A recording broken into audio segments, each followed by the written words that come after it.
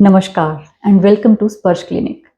पिछले कुछ टाइम से हम बच्चों में ओबेसिटी से होने वाली प्रॉब्लम्स के बारे में बात कर रहे हैं। लास्ट वीडियो में हमने टाइप 2 डायबिटीज़ के बारे में बात की थी। आज हम बात करेंगे बोन रिलेटेड कॉम्प्लिकेशंस जो इन बच्चों में हो सकती है उसके बारे में।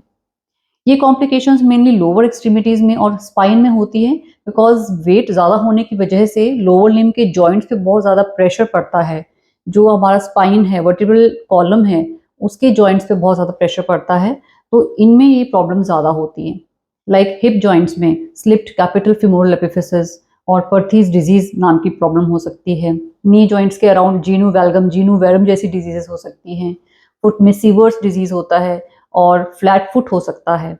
स्लिप्ड कैपिटल फिमोरल एपिफिसिस में क्या होता है कि एक फीमर बोन होती है जो थाई में होती है, उसका एक शाफ्ट होता है, एक हेड होता है, और हिप बोन की एक पॉकेट होती है जिसमें वो फीमर का हेड फिक्स होता है। सो जब बच्चा अपने ग्रोथ फेज में होता है तो फीमर का हेड और शाफ्ट अभी ज्वाइन नहीं हुआ होता, उनके बीच में एक ग्रोथ प्लेट होती है। सो बहुत ज़्यादा वेट पड़ने की वजह से वो ग्रोथ प्लेट डिस्ट्रॉय हो जाती है। इसकी वजह से जो फीमर का हेड है वो हिप बोन में ही फिक्स रह जाता है और बाकी का शाफ्ट उसे आउटग्रो कर जाता है। तो इसे कह सकते हैं हम हेड स्लिप कर गया है अपने बाकी के शाफ्ट से। सो इसकी वजह से बच्चे में हिप में पेन हो जाना, स्टिफनेस हो जाना, ये सब रहता है। मूवमेंट्स लिमिटेड हो जाती हैं हिप जॉइंट्स के अराउंड। इसी तरह पर्थीज डिजीज में जो फीमर का हेड है उसी की डिस्ट्रक्शन हो जाती है, उससे कहते हैं हम एवैस्कुलर निक्रोसिस उसका हो जाता है उसमें, जिसकी वजह से वो हेड डिफॉर्म हो जाएगा। कई महीनों तक वो पेन रहेगा। फिर धीरे धीरे वो हेड में हीलिंग तो स्टार्ट हो जाती है, बट वो हेड की शेप प्रॉपरली सर्कुलर और स्फेरिकल शेप नहीं आ पाती, जिस वजह से बच्चे का जॉइंट परमानेंटली ही डिफॉर्म्ड हो जाता है, जिसकी वजह से उसको स्टिफनेस और लिमिटेड मूवमेंट्स हो सकती हैं। सिमिलरली जो नीज में प्रॉब्लम होती है, जीनो वैल्गम का मतलब है नॉक नीज हो जाना, कि उसके नीज आपस में जुड़े रहते हैं जब वो स्ट्रेट खड़ा हुआ है।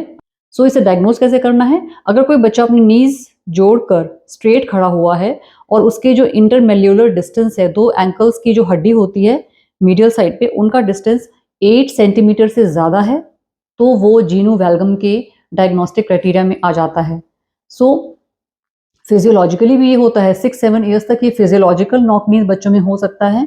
लेकिन अगर जिसको ओबेसिटी की वजह से जीनियो वैल्गम है तो फिजियोलॉजिकली 7 ईयर्स तक ठीक हो जाना था, वो नहीं होता है और वो परसिस्ट करता जाता है, इंक्रीज करता जाता है। इसी तरह जीनो वैरम, जिसे हम कहते हैं board legs, so Boeing of legs, वो भी फिजियोलॉजिकली 2 ईयर्स तक बच्चों में होती है। बट जो बच्चे ओबीज होते हैं उनमें ये अलग ही तरह का बोइंग ऑफ लेग्स हो जाती है, जैसे हम ब्लाउंस डिजीज कहते हैं। और इसमें लेग्स की शेप परमानेंटली ऐसे हो जाती है जो कि नीज में पेन और इंस्टेबिलिटी क्रिएट कर सकता है। सीवर्स डिजीज में क्या होता है? सीवर्स डिजीज में जो हील बोन है, जिसे हम कैल्केनियम कहते हैं, उसमें जो हमारा लेग का मसल है, गैस्ट्रोनीमियस मसल, उसका टेंडन, जिसको हम टेंडो एक्लीज कहते हैं, वो उस हील बोन पे जॉइंट होता है। तो जहाँ पे उसका इंसर्शन है उस हील बोन पे, वहाँ पे बहुत ज़्यादा वेट होने की वजह से ट्रैक्शन लगता है। इस ट्रैक्शन फोर्स की वजह से हील बोन में एक सेकेंडरी ऑसिफिकेशन सेंटर होता है, एपोफिसिस। उस एपोफिसिस का ट्रैक्शन होने की वजह से उसका एपोफिजाइटिस हो जाता है, इन्फ्लेमेशन हो जाता है, जो कि बहुत पेनफुल होता है। तो इसीलिए बहुत ज़्यादा एक्टिविटी जब ये बच्चे करते हैं तो उनको हील में पेन होता है और ये पेन रेस्ट के साथ रिलीव हो जाता है।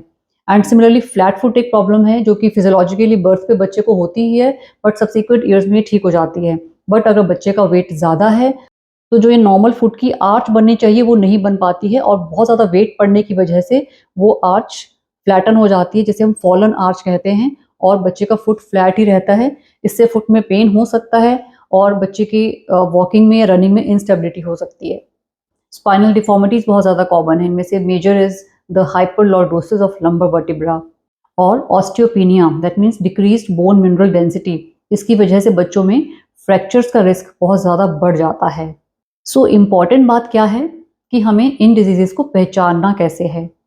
अगर आपका बच्चा एडोलेसेंट एज में है, वो ग्रोथ स्पर्ट में है या प्यूबर्टी के चेंजेस उसमें आ रहे हैं, और ये कंप्लेंट्स अगर वो करता है, लाइक हिप जॉइंट में पेन, नी जॉइंट में पेन, फुट में पेन, और इन जॉइंट्स में स्टिफनेस हो सकता है, उसका गेट बहुत ज़्यादा अनस्टेडी है, लिम्पिंग गेट है या लंगड़ा कर चलता है, उसके बैक में स्पेशली लोअर बैक में पेन होता है, या फिर उसकी जो जॉइंट्स की मूवमेंट है, लेग्स की जॉइंट्स की मूवमेंट बहुत ज़्यादा लिमिटेड है, लेग्स को एबडक्ट नहीं कर सकता, खोल नहीं सकता, या फिर अपने लेग्स को इनवर्ड रोटेट नहीं कर सकता, वो ज़्यादातर आउटवर्ड रोटेशन पोस्चर में ही चलता है, या फिर उसका स्पाइन का पोस्चर बहुत पुअर पोस्चर है, बैड पोस्चर है, उसका काइफोसिस हुआ है, जो थोरैसिक चेस्ट का वर्टिब्रल कॉलम है वो बहुत ज़्यादा कन्वेक्स शेप में आया हुआ है।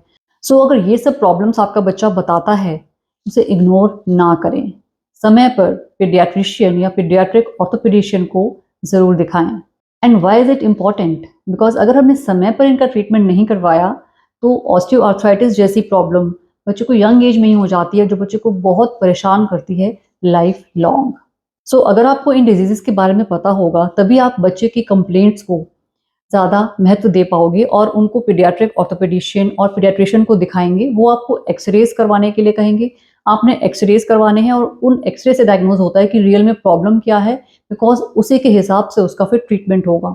ट्रीटमेंट में इनिशियल फेजेस में कंजर्वेटिव ट्रीटमेंट से ही काम चल जाता है, स्क्रूज लगाना, कुछ ब्रेसेस लगाना एंड ये सब चीज़ों से काम चल जाता है। बट अगर ये डिले हो जाती है प्रॉब्लम डायग्नोज होने में तो उसमें हमें सर्जरी करनी पड़ती है, सर्जिकल ट्रीटमेंट करना पड़ता है। एंड अगर और भी ज़्यादा डिले हो जाता है तो ये प्रॉब्लम अनट्रीटेड रह जाने की वजह से उनमें जॉइंट्स के डैमेज परमानेंट हो जाती है, ऑस्टियोआर्थराइटिस हो जाता है बच्चे को एंड फिर वो उसका इलाज होना बहुत डिफिकल्ट हो जाता है। So first of all obesity बच्चे में ना होने दें। सेकेंडली अगर ओबेसिटी हो गई है, आपने देखा कि उसके जो ओबेसिटी पैरामीटर्स हैं, उसका जो BMI है ओबेसिटी कट ऑफ से हायर साइड पे आ रहा है, तो उसे कंट्रोल करें। एंड अगर आपको जॉइंट प्रॉब्लम्स बच्चा बता रहा है तो उसे इग्नोर ना करें, उसे डॉक्टर को ज़रूर दिखाएं। That's all for today. Thank you, bye bye.